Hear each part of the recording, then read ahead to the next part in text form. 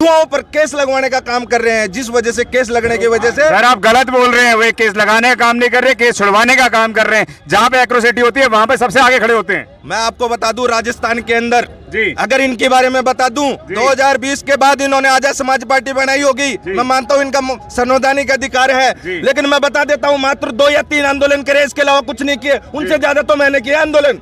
जयपुर के अंदर नीला नीला करने का दावा करते हैं वो। नीला बहन जी ने किया है और कांसीराम जी ने लोगों को न्याय दिलाने का काम करते हैं। लोगों को न्यायपालिका दिलाती है। बोलिए आर्टिकल 19B जो जिसमें 395 अनुच्छेद है। बहन जी घर में बैठी रहती है भाई साहब। बहन जी ने ना, जब इनकी बहन बेटी आज भी घूंघट नहीं उखाड़ती, आज भी घूंघट नहीं उखाड़ती, उस टाइम बहन जी ने घूंघट उखाड़ दिया था 1977 में। बहन जी ने जमीन पे काम किया है। और बहन जी जो महलों की रानी के लिए बोलते हैं ना, इनको पता चल जाए अपनी बहन बेटी को एक दिन के लिए निकाल दे, मैं मान जाऊंगा इनको।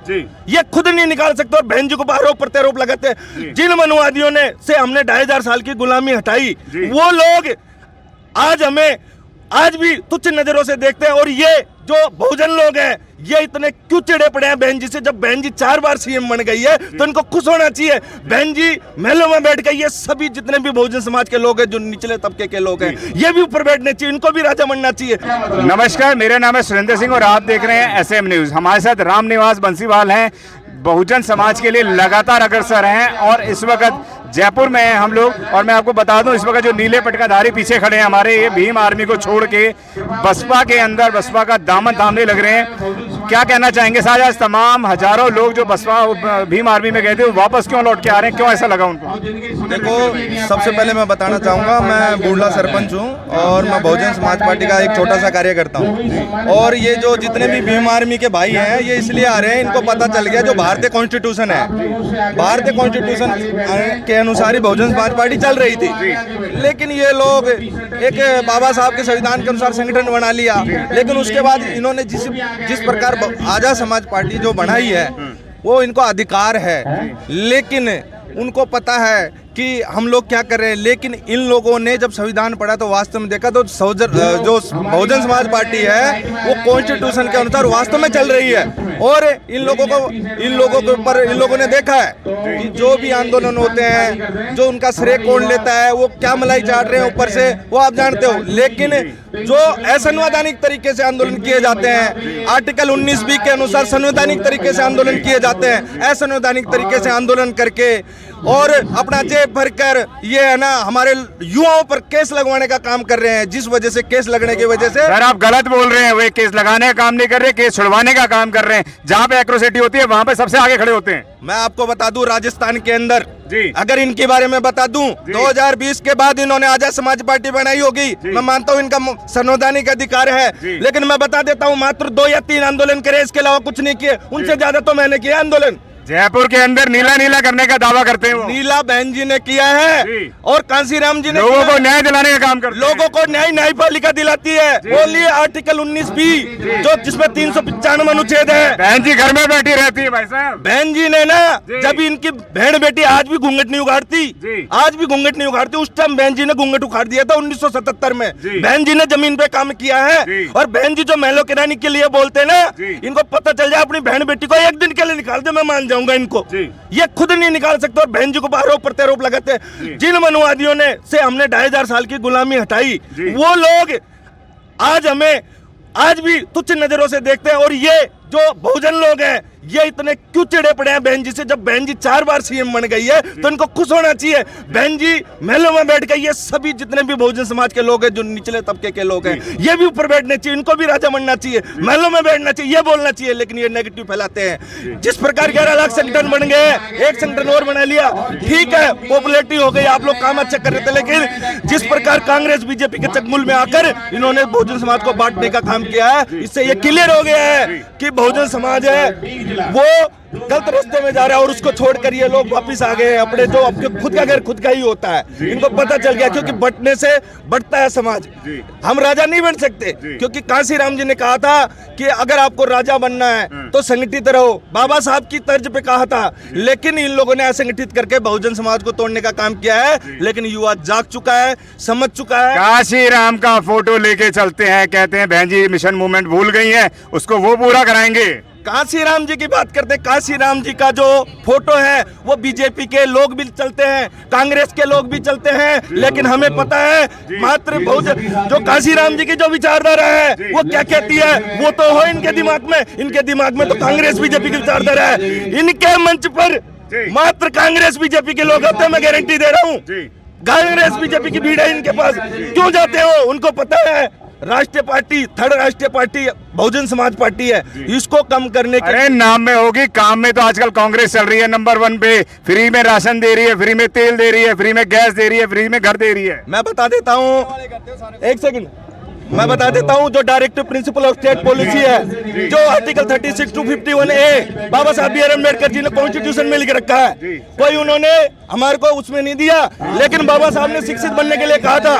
जो आपको बताता हूँ, जो योजनाएं होती है ना, जो इन्होंने 1 लाख करोड़ रुपए का लोन लिया गहलोत साहब ने, जिसके अंदर ये जो योजनाएं हैं ये उन्हीं लोगों को मिल रही है जो सक्षम है, जो मनुवादी लोग हैं, जो मनु विचार, जो आर्थिक रूप से मजबूत है। हमारे लोग अभी आर्थिक रूप से मजबूत नहीं है। हमारे लोगों के पास नरेगा के अंदर पैसा नहीं मिल पा रहा, नरेगा के अंदर रोजगार नहीं मिल पा रहा। ये लोग कहते हैं हम 100 दिन का रोजगार देते, उनका 1 दिन का रोजगार नहीं मिलता। जो मजबूत है उनको दिए जा रहे हैं। रोड सड़क की बात कर रहे हैं, जो बजट आता है ना, जो एक कहते हैं हमने 10 करोड़ रुपए प्रत्येक विधायक को दिए हैं, ये सिर्फ उन्हीं लोगों के घर सड़कें बनती है, हमारे लोगों के घर के आगे। कांग्रेस ने जयपुर को मजबूत कर दिया है। घर घर के अंदर बढ़िया अनाज चल रहा है, सब कुछ चल रहा है, रोजगार चल रहा है। सम्मानित साथियों, मैं बता देता हूं आपको, कांग्रेस ने अगर दिया होता ना, आप मेरे साथ गांव में चलो, आप स्कूलों की स्थिति खराब है, ये लोग समस्या की बात करते हैं, 40 में रेशो की बात करते हैं। आप स्कूलों में चलो, अगर एक पंचायत के अंदर 6 स्कूल है ना, एक पंचायत के अंदर 6 स्कूल है, तो उसके अंदर एक स्कूल के अंदर 2 कमरे करेंगे, उसकी पट्टिका लगाएंगे, बाकी बन रहे हैं भाई साहब, बिल्डिंग बन रही है, निर्माण चल रहा है। सर मैं ग्राम पंचायत गुडला का सरपंच हूँ, 6 गांव मेरे अंडर में आता है, मेरे को पता है समसा में क्या चल रहा है, अच्छी तरीके से जानता हूँ। एक फोटो की पट्टिका को लगाएंगे, वायरल करेंगे, विकास करा दिया, जबकि बाकी स्कूलों में जो है ना, एक कमरे नहीं, उसकी भी छत में पानी टपकता है। अरे विकास होगा कैसे फिर, वो बताइए। विकास होने के लिए जैसे बाबा साहब बी आर अम्बेडकर जी ने, काशीराम जी ने एक ही बात कही थी, शिक्षित बनो, शिक्षा के क्षेत्र में काम करना चाहिए, लेकिन ये शिक्षा के क्षेत्र में काम नहीं कर रहे। ये लोग मनुवाद को बढ़ाने के लिए मंदिरों का विकास कर रहे हैं। मंदिरों में इन्होंने ट्रस्ट बनाए और मंदिरों के लिए जितना पैसे देते हैं, मैं ये नहीं कहता आर्टिकल 25 मंदिरों के लिए अधिकार देता है, लेकिन जो वास्तव में जो हमारा देश अल्प विकासशील है, विकसित होना चाहिए, वो नहीं हो रहा। लेकिन विकसित तभी होगा जब शिक्षा में पैसा खर्च होगा। हमारा जो सब निचले से लेकर ऊपर जब का एक इक्वलिटी में आएगा, तब जाके पॉसिबल है। उसके बाद अलग योजनाएं बनाओ ना। तुम पहले खुद का पेट भरने के लिए जो ज्यादा कमीशन आए वो काम करने का काम करते हो, लेकिन शिक्षा के क्षेत्र में काम करने का काम नहीं करते। देखो बहन जी की सरकार बनती है गरीबों के लिए, और गरीब तो कोई इधर जा रहा है, कोई इधर जा रहा है, कोई इधर जा रहा है। गरीब इसलिए इधर उधर जा रहा है क्योंकि बाबा साहब बी आर अम्बेडकर जी ने कहा था एक रहो, लेकिन यह 11 लाख संगठन बना दिए।